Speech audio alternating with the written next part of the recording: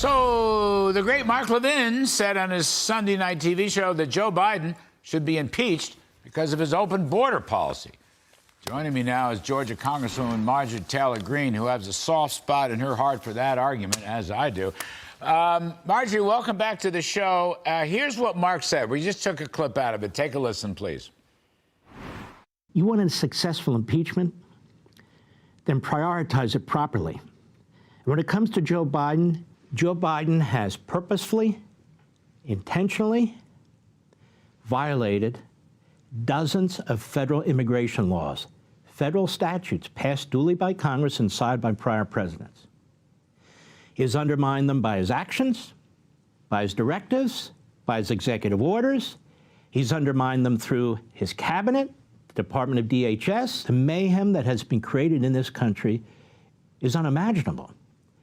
The number of Americans dying from fentanyl and other killer drugs coming across the border, this is a direct attack on our citizens. And all the bloody disaster as a result of it is a clear impeachable offense.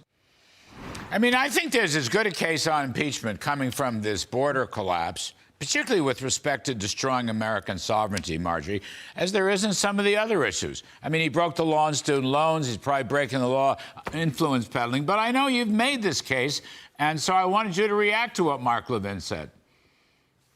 I completely agree with Mark. He's 100% right. And I have articles of impeachment I've already introduced against Joe Biden, specifically for his willingness to break our country's border laws.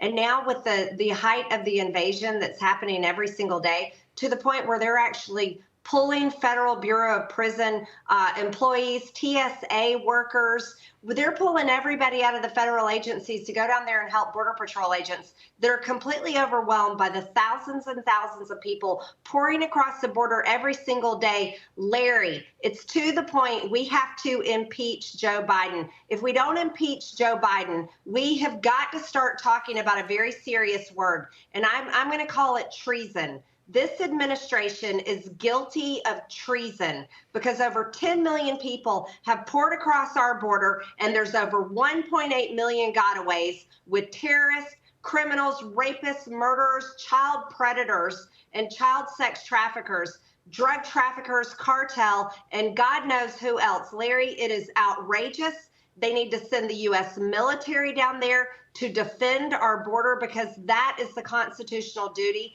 of the federal government.